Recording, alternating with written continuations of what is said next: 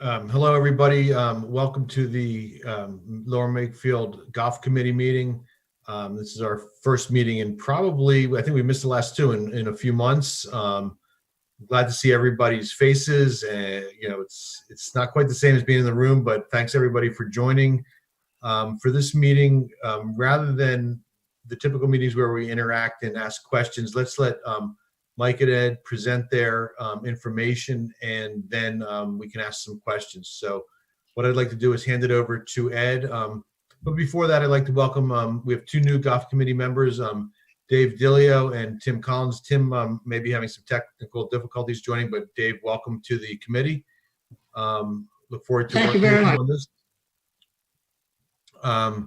Ed and Mike, thank you guys for joining at this hour on a Thursday night, but appreciate it. So if everybody wants to get started, let's let Ed and Mike go ahead. Thanks, Rich. And again, yeah, same. Glad we could all be here in this way, at least. We haven't all got together in a while, but it's been a busy month or so with the golf course, and we've sent all the reports out to everybody earlier in the day, so I hope everybody received those. I'm going to let Ed start just kind of walking through the summary for you, and we'll get started on the summary. After that, Ed, I'll jump over to the financials and just do a brief review of the financials. I can do that, and we'll just go from there. So go ahead, Ed. Okay, thanks, Mike. Again, welcome to Dave and Tim to the committee, and obviously always good to see everybody. I'm glad everyone's safe and doing well. Yeah, Mike, I'm just with the documents we sent over. I'll save the financial part on the agenda, which is the top half of that first page report. We'll touch on the financials here in a little bit. Just going to go right into the agenda. The documents we sent over, I'll save the financial part on the agenda. Monthly update for May. Obviously, if you got a chance to read it, I'm not going to go line by line, but just going to kind of summarize. Certainly, as you all know, we were closed from the 17th of March through April 30th. So once we got May 1 started in this new normal for all of us, we were, myself being the general manager of the facility, extremely proud of how the entire team, the management team, along with Mike's support with Spirit and others, to really come together and put together a really, really great park and play program for phase one protocols and just all the variables and the unknowns, quite honestly. So those of you that I know, a handful of you that have played golf during these last 4 to 6 weeks, or now 8 weeks, have got a chance to see us a little bit in action. It's gone much, very proud of how it's been playing out, and the customer really has been working with us along the way, so we're proud about that. And with all the challenges, I think the two keys were the organization, number one, and teamwork. Certainly we put together an action plan. We weren't, very diligent about the phases and the protocols, obviously. Certainly Mike and the LMT committee with COVID certainly gave us a lot of direction to make sure we had all the I's dotted and T's crossed. So again, it's gone well, and certainly now as June 5 came and went, we're in our second phase here, and we're hopeful that here at the end of the month and closer to July 4th weekend, we'll get into the green phase. So all in all, we know it's a new world, and we continue to keep making adjustments along the way and follow the guidelines of the local state and obviously our township to continue to operate our business. And we know it's a little bit of a new environment, but it's been, when you look at the revenues for the month, I know Mike and Kurt and those from LMT have been, and myself, obviously, we're looking at the projections going into the pandemic. And we're focusing on finding areas to maximize our dollars. And so, when you look at as we go into the numbers, and Mike said we'll mention that in a little bit, we're almost right on our projections, and we were proud to see that our expenses are, on the very well maintained, and we're under our projections. So that was even better as well. We've been managing our labor and based on the demand weekly or excuse me, daily and weekly to make sure service was always on the forefront, and certainly safety along the way. So when we kind of dive into the numbers for year to date, you'll get a chance to see that. When we look at specifically May, the weather was phenomenal. We had 5,369 rounds of golf for the month. And we budgeted 5,800 rounds. So, we're almost at 93% on what we would have normally budgeted for May. So the weather was great. We only really had 2 half days that we lost due to rain. So, technically maybe 1 day as you look at it. The green fees for the month were $186,167 against a budget of $214,600. So about 86%. Cart fees for the month were $56,793 against a budget of $74,020. About 7. And range fees were a little over $20,000 for the month against a budget of $26,000. So pretty good there. We made some adjustments with range. Early on in the month, as most of you knew, we hadn't had the range open, and that in the first 2 weeks of phase 1 or the red phase. And then as we kind of worked through it, we got ourselves our system with our range card, and we're able to. Certainly, we've always offered that online. We sold that online, and we're selling them as customers came through. So the range has been a prepaid range card, and so it has a lot less of the contact points on the unit itself. It's been working out really well. So the range fees have, for the month have really kind of, have helped for the revenue side. Obviously, merchandise, really with the building shut down for better part of pretty much the entire month. We couldn't really be in the building at all. Merchandise, we had limited sales. We were $3,065 for the month. Once we got to yellow phase and we got a little bit more in an activity in and out of the pro shop, we've had a little bit more, sales daily here. But in this first month, we really didn't have too much activity with merchandise. Just a couple quick highlights for golf. Those of you that are part of the association, Rich, I know you've been, and Joe as well over the years. We are going to start up our Makefield Highlands Golf Association on July 11th, which is the second Saturday of the month.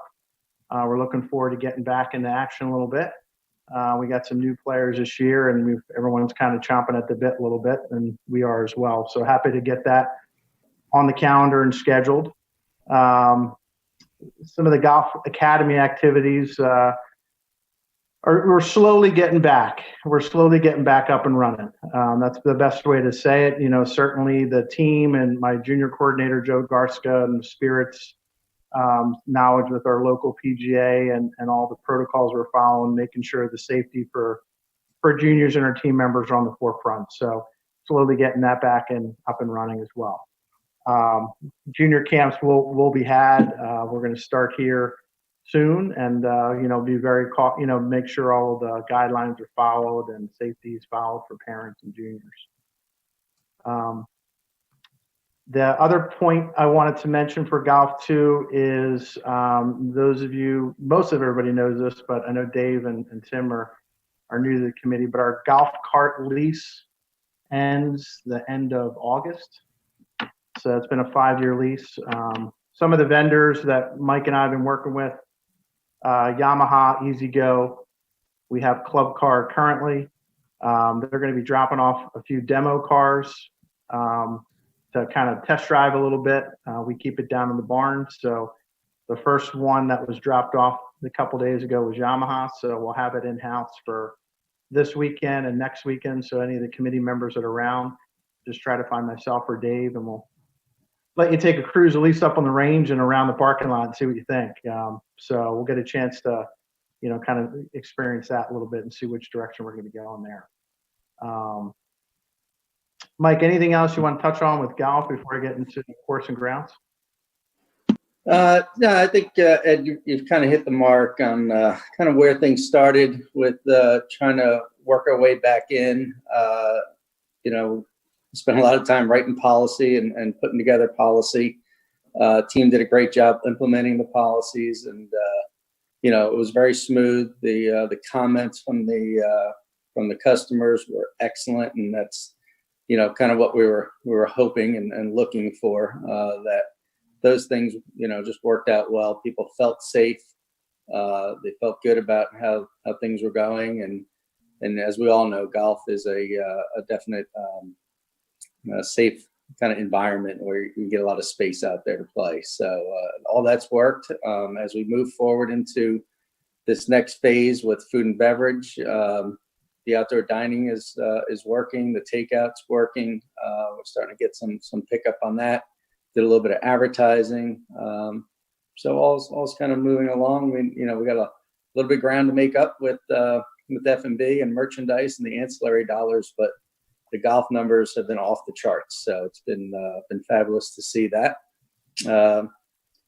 Ed mentioned the 75, the cash flow projections. We were kind of thinking in that 75 range when we were doing this, that we'd hit about 75%, and you could see golf was upper 80%. And so overall, even with F&B and merchandise not being there the first month, we still did really well in that first month of May. So I can jump a little bit into financials, Ed. You want to do that now? And then Yeah, that's fine.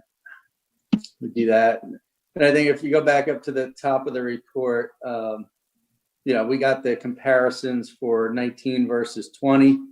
As Ed mentioned, rounds of golf. And just to kind of go back, the first part of the year, that first quarter, we all know was really strong. So that worked out well. And note to self, don't let your wife turn the dishwasher on before you start this, because it makes a lot of noise. So hopefully it's not too much background back there. But numbers were real good. So even with missing April, we got out of the box pretty nicely. So rounds of golf right now being off 1873, we were about 2,800 off going in after April. So we picked up about 1,000 rounds. So that was really, really great. So I won't go too deep into it, but you can kind of see where everything was as far as range. The range started picking up in May, and so we got to 31,000 at this point. Budget was 51, and we know shop is going to be off. It's 14,000 versus 47. Public house and banquet and events. Obviously, banquet and events are still on hold right now, but total F&B at 63,000. We were at 185 budget, 185 last year. But through even through that April, we were darn close to getting to that number. We were about 50,000, and the budget was like 54. So we were really close through March, even missing some March days. So if you want to jump from that, if you guys want to look at the actual financials, find mine, I'll pull them up.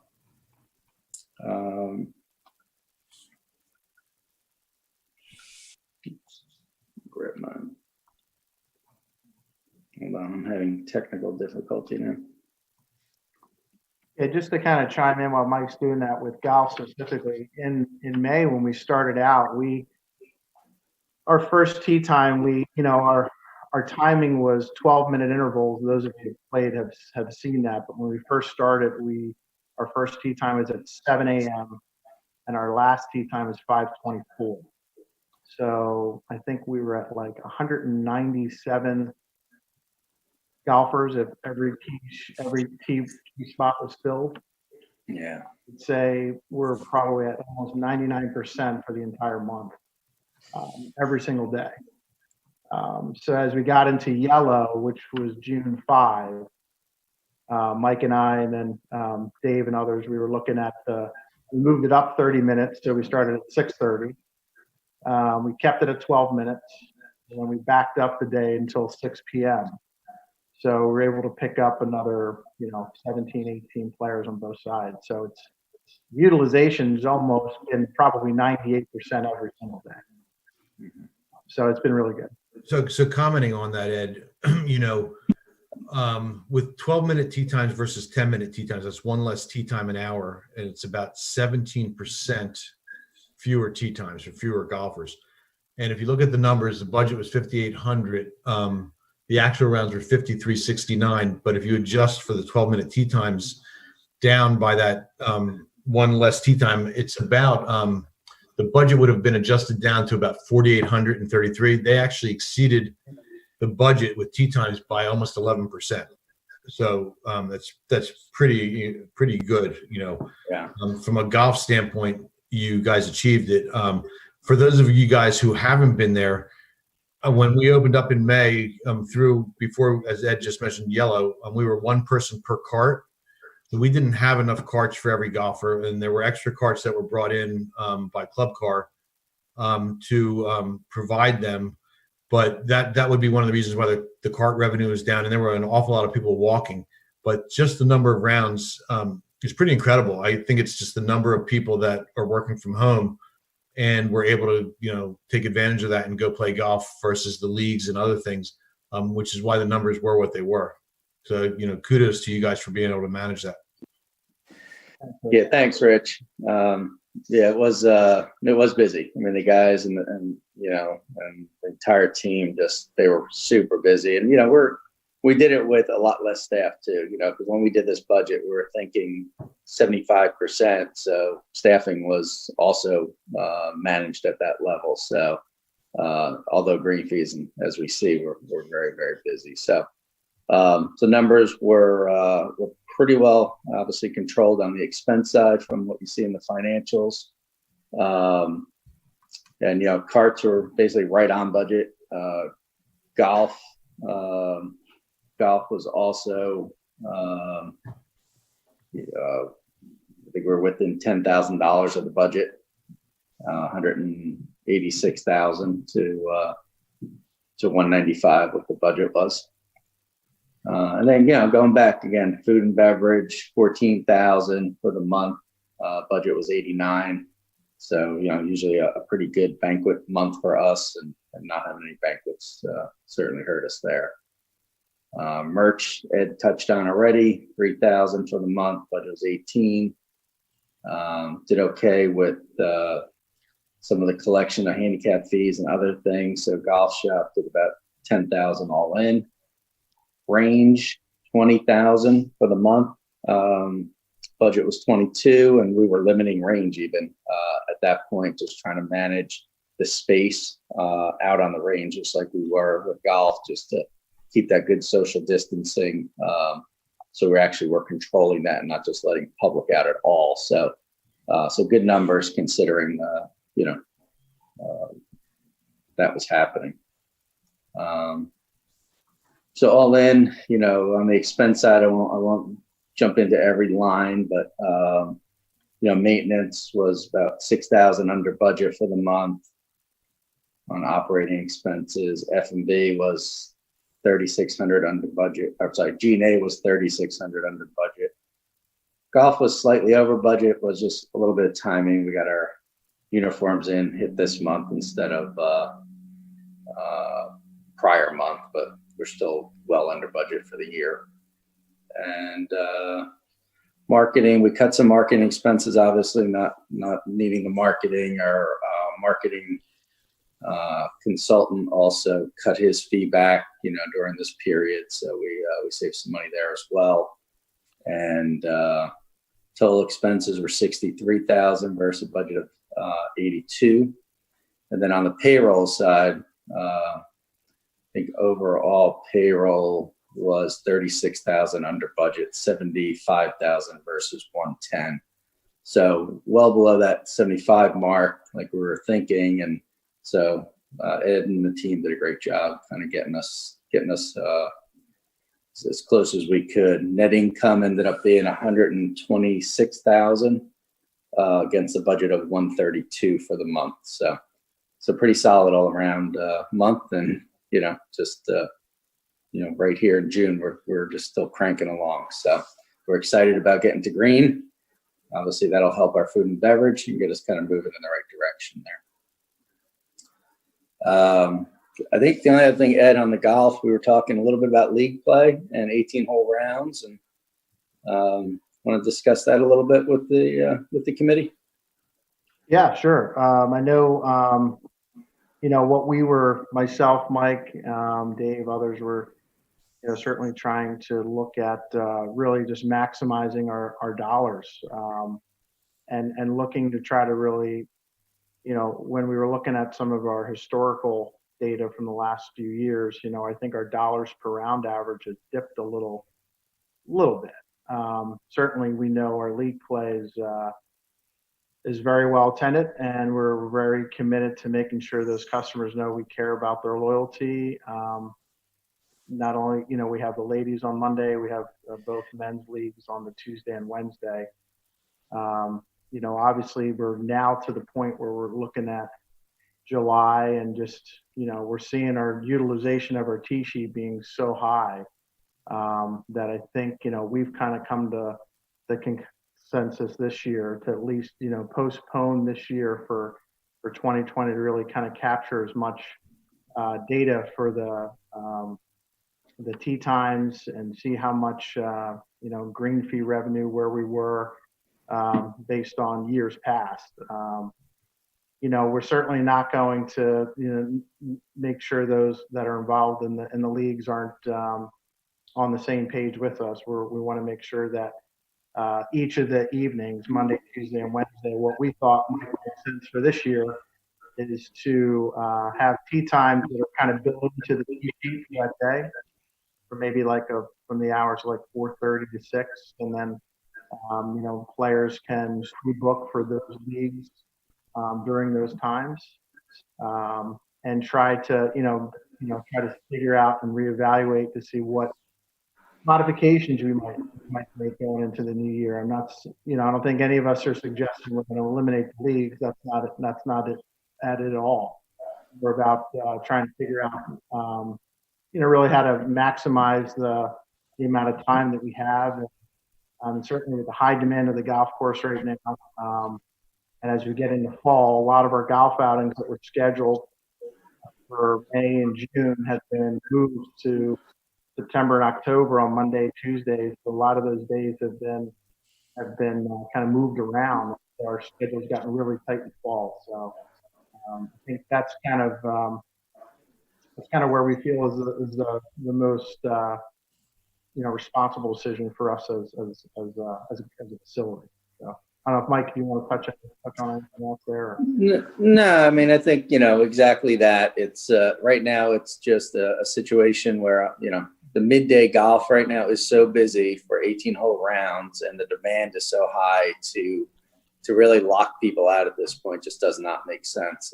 Obviously, if this changes, if people get back to work and that moves in a different direction, but with people working from home, we got a lot of people out playing golf, so that's a great thing. There's not a lot of other activities they can be doing, and this is a good place for people to be. So with that, we just we're being mindful of that and trying to work through how to fit as many people on the golf course as we can in a healthy manner, and trying to do leagues, and understanding that our leagues were shotguns in the past, and at this point not doing any shotguns. So it just makes sense to let the day run its course, have it some opportunity to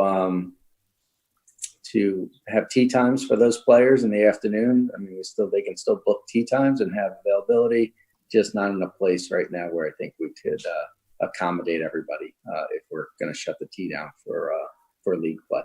So we'll just keep evaluating as we go along, and we'll see what happens in the fall, later in the fall, and looking into next year, and we'll just make those adjustments as needed. So, yep. Course and grounds. Ed, anything else? Sure, Cartleys we talked a little bit about. Just follow up on that thought. I know Tim and Joe and a few others have played in the Tuesday League. We're the communication. We talked with Brian. We haven't really. We're putting together a little bit of an information kind of letter to the the organizers. I know Helen, you've been in our ladies league as well. So the communication we've been trying to let the players know we're still trying to evaluate. But this decision it doesn't come easy, and we've kind of came to that decision in the last couple of days. So we're just when we talked to Brian on Tuesday, we're certainly hopeful that we can get some tee times and just try to restructure this year based on how many players are coming out. If you could, I'd like to be able to write. We're working on a little letter to send it to those players. So, that hopefully that's going to come out next year. Ed, Right. I agree with not having the leagues this year, because there is this great source of people that have time to play golf. But one of the things we got to be concerned about is there's a loss of revenue in that restaurant, in that bar. At least in the league I'm in. I mean, I don't know if they're all, that's a big, it's a night out for everybody and they enjoy themselves. And so, going forward next year, I think, I think we got to really figure out how to keep the leagues in the mix. I mean, but this year I agree with you 100%.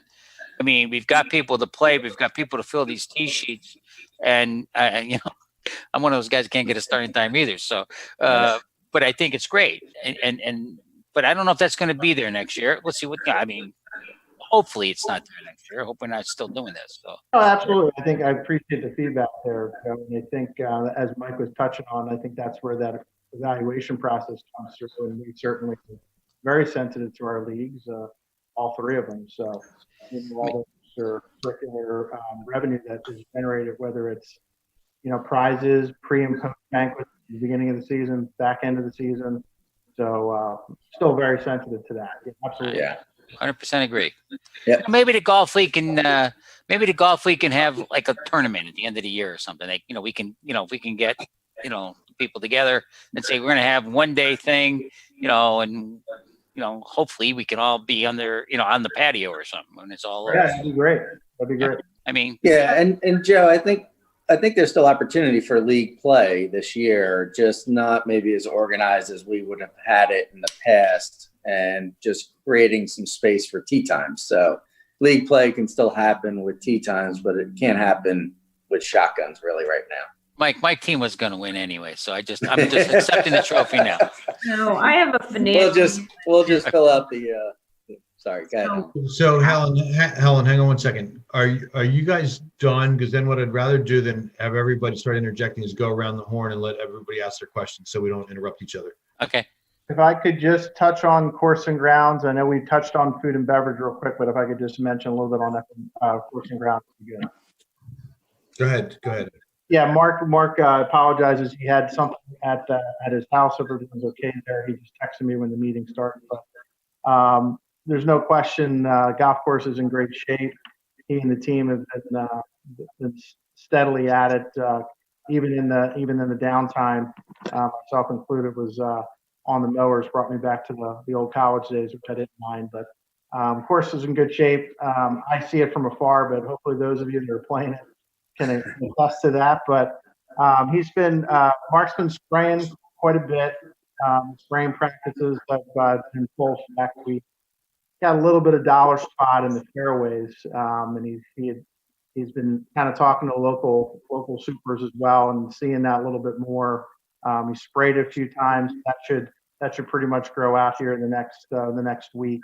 And he's still managing our greens and tees. Obviously, condition there is pretty good. The big question has been the on-course bunker project. That got delayed longer than we anticipated. But this week, Mark and the crew started filling in the bunkers on on number 8, the grass bunkers we're filling in, and then the sand got delivered, and the capillary concrete is slated to get started next week, the week of the 22nd of June. So that should start here. You know, weather hopefully looks decent next week, and get that on the schedule for the crew. So yeah, overall course and grounds, courses are in great shape and really getting a lot of accolades from the customers that are playing it. Dry, but we got some rain today, but we could use a little more. So. Thanks, Ed. So let's do Helen, now go ahead and ask your questions, and then we'll do it around the horn. Okay. So I probably haven't read the email about the leagues. So I just did some calculations, and like maybe $35,000 for the women's league came in already. Has that revenue been booked? How are you treating it? And what's happening in terms of those fees? That's number one. And number two, my question is, how is this $135 deal for 10 courses in the area? Is that impacting us at all, or has anybody heard of how that's doing? And I know Five Ponds, which is one of the places I think you manage, right? Mm-hmm. Yeah. Is part of that. So if you want to comment on that. So Sure. And I will say one other thing. Mark's not here. The course is in great shape. One of the islands in the parking lot has so much poison ivy on it. I mean, I would hate to have somebody fall in it because it's really pretty bad. Thanks. I'll start. Let me jump in, Ed, real quick. Just so on the money's not booked. It's always put to a liability account as we collect it. So it's in an AR account, so that revenue has not been received yet at this point. So Ed will talk to the letter and how he plans to handle that with the ladies. Men are different in their league. They do not collect up front. So no issue with them in that aspect. As far as the 10 round, I think you're talking about the Bucks County. Yeah, that's been going on for years. We never participated at Makefield. Again, this is the highest priced golf course in the market and the most sought after. So never really had a need to use that type of promotion. So just nothing that, no impact at all for us, I would say. And then you had another, did I miss one or was that it? Okay. No. And the poison ivy we'll take care of course. Yeah. Thanks for letting me know that. Otherwise, I think it's great. And the food was fabulous this weekend. I was there twice. So Good to hear. Ed, why don't you just speak to the letter a little bit? Yeah, just to follow up with Mike, thank you for someone the other day mentioned it to it, and I did address it with Mark, so he is spraying it for it. So, but thank you for that, right in the middle of the parking lot. So, and yes, I think with the ladies league, certainly as Mike mentioned, with our account receivable, those funds, those dollars that are in there, as we kind of express to the players the decision that we're doing this year for all the leagues overall. For the ladies in particular, I'm gonna make sure they have an understanding that they have some options. There's probably been about a third of the ladies already, even as I've hopefully you've seen these emails along the way, but as we've gotten the pulse of the league and just to try to get the feel of the players even during this pandemic, there's been about a third of the ladies that have asked for full refunds, which we'll certainly do without question. Once we get the kind of the wording written correctly for all the leagues, but the ladies, we're going to mention to them that those dollars that they've prepaid into the AR, those dollars could get transferred into their individual profiles as club credit. So for example, if you paid the $425 for the year, I could roll Helen Bosley's $425 right to your club credit. So that way, if you do start to play on Mondays during those times that we pre-book for ladies leagues and you come out and play and we book a reservation for you, we can take those dollars right off your profile and against your your 9 holes for the evening. That would be one option. Certainly a full refund would be a second option. And then the third would be if they're just choosing not to really play much this year, we could always keep that in the account for their kind of deposit towards 2021, obviously being hopeful that we're up and running again in some capacity. So certainly want to make sure all those players know that, whatever direction they'd like to go, we support. Thanks, Helen. Mark, you got anything? Mark, you're still on mute.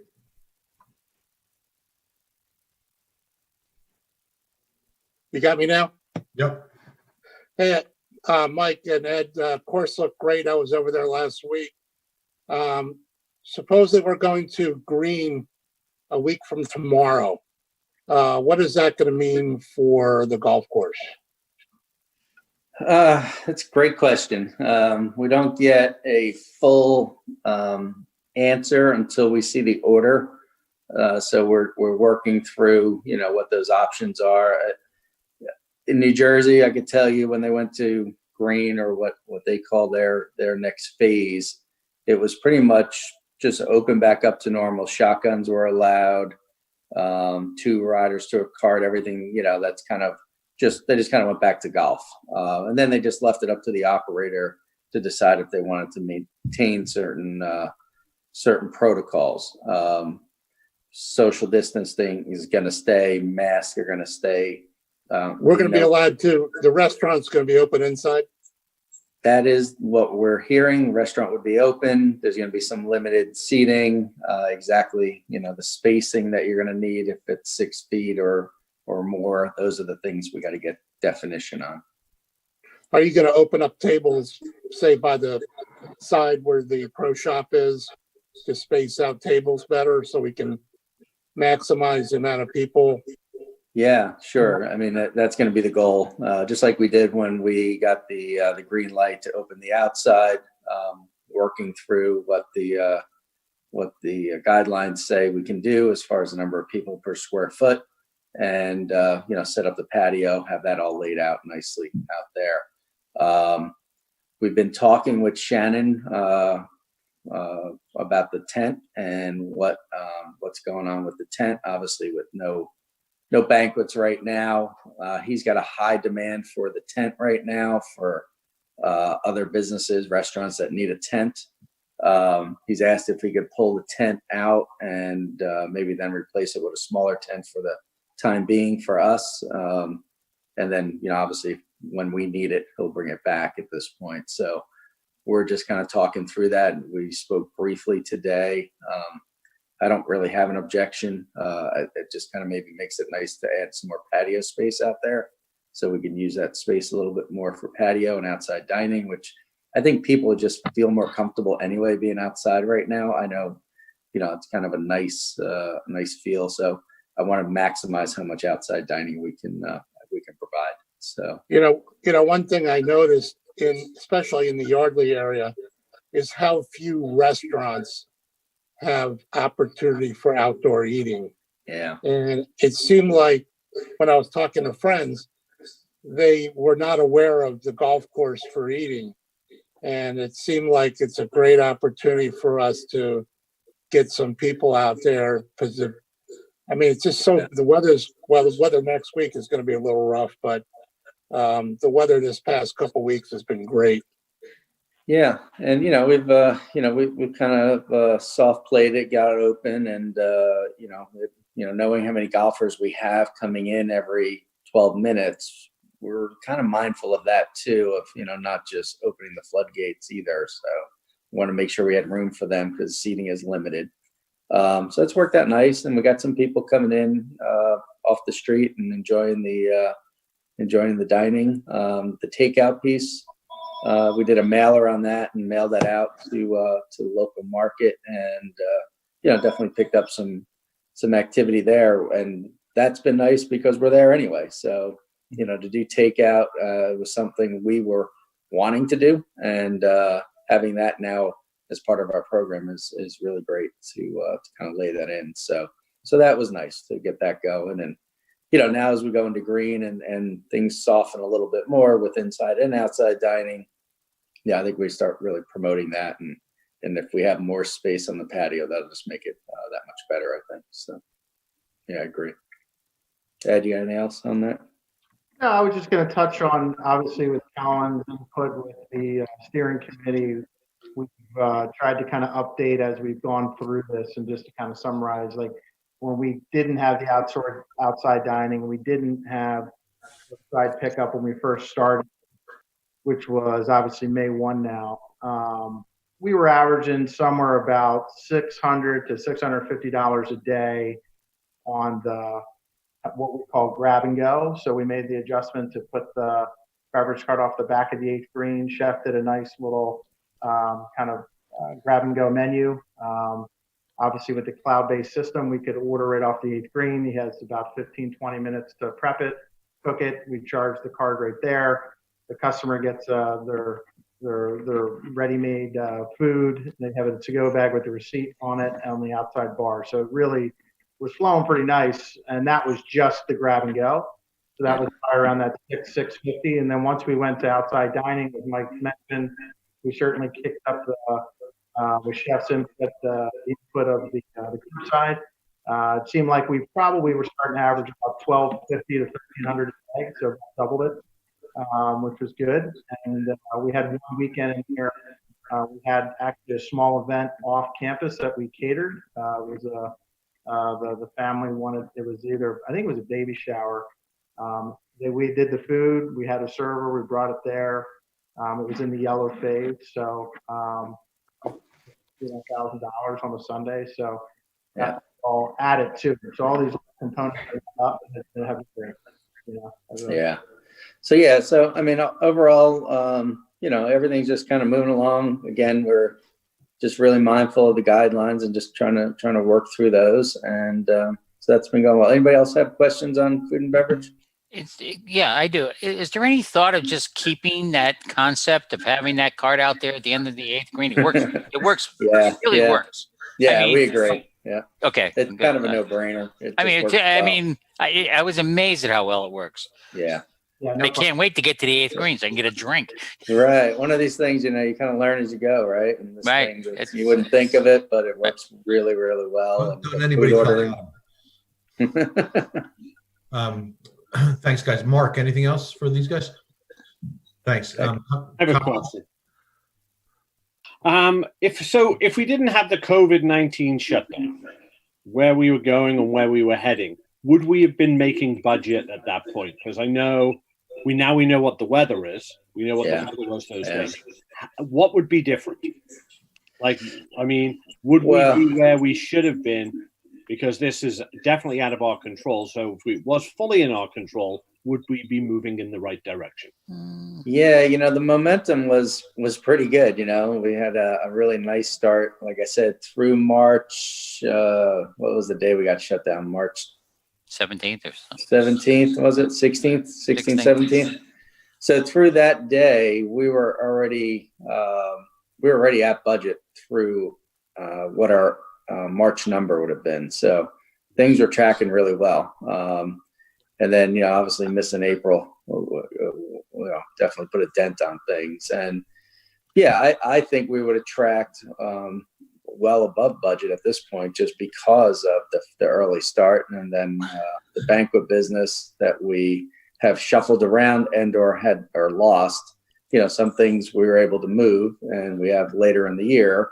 So we'll do some picking up later in the year and we'll see what happens with that. But yes, very good start. And I think the momentum was there. So as a follow-up and going on with what Mark said, I think it's a perfect time for us to capitalize on what we have that no one else has, the outdoor space. And I see that you're down to start the party on the patio up again. And I think I like the fact that they're going to put a smaller tent in there, and I'm guessing they're going to have the sides open on it so we can have that used for service. So I think that's going to be maybe even bring our numbers up on what we projected by having that there, and maybe we can keep going. Exactly. And again, the party on the patio concept, we want to prepare to market that. We haven't yet. And that, obviously we got to get to the guidelines and make sure that all fits into those. We are thinking it will at this point. So we haven't made any advertising on that yet, but we will as soon as we get the green light on that. So yeah, but I will also say to everyone, being on the steering committee, these guys have done a great job. They moved with it. They changed. We went to curbside service. We went to this. We went to that. It just kept moving, and both Ed, Mike, and Mark, they could just make it happen. And the numbers we have are great, being under the circumstances we have. And I thank you all very much for the work you've done. It's been awesome. thanks, Colin. Thank you. Thanks, Colin. I think we all agree. Pat? No, I don't really have anything. Just good to see everybody, and everybody stay safe. Okay. Thanks, Pat. Thanks, Pat. Jim? Jim, you're still on mute. Hit your button, Jim. Jim, you're on mute. Hit your space bar.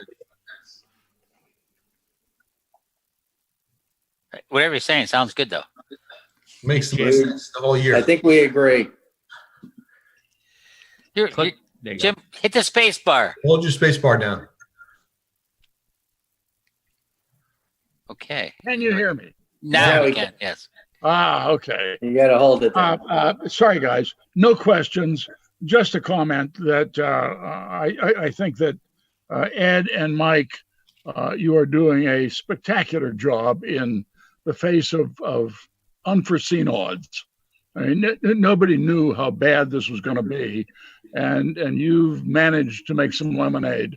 So we on the committee just thank you. You're doing great. Thanks, Jim. Thanks, Jim. Joe, anything else from you? No.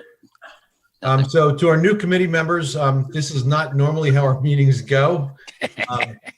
But Tim, welcome. I didn't get to introduce you. Any questions for the guys? No. You answered everything that I had in my head. The only thing I would say is I wish we would put out something affirmative that the leagues are not going to hack. Yeah, we will, Tim. And that was a kind of a conversation we wanted to have here today and just talk through it a little bit. And Ed is preparing letters and phone calls to let folks know where we stand. So Mike and Ed, since both Joe and Tim and Helen participate in the leagues, just communicate with them as the communications are going to go out to the greater audience on what's going on, and so that you get some feedback from league players. Sure. And Dave, anything? Yeah, I have a question for Mike and Ed. I guess I was hitting balls. I haven't been out there in a couple of months, but it seems like the driving range mats were in pretty bad shape. So I don't know, is there any plan to update them or get new mats? Yeah, to answer that, Dave, we typically do about 6 new mats each year. We did have 6 new ones come early spring. I mean, we're right now, because of this every other mat setup we have. So as we get back into kind of our full mode, we're certainly going to make sure the ones that are not at the highest value are going to be pulled if they haven't already. So yeah, we're going to there's 6 new ones. surf as well on the weekend. We just haven't got to that point. But yeah, for sure. Okay, great. Thank you. Rich, I just Go ahead, Helen. Sorry, go ahead. And I'm sorry I didn't mention it yesterday when I was there. The fellow that I played with commented about the restroom or outhouse between 13 and 14 was in pretty bad shape. So I don't know what happens there, but because I've never gone in there, so I just sort of. Okay. He was downright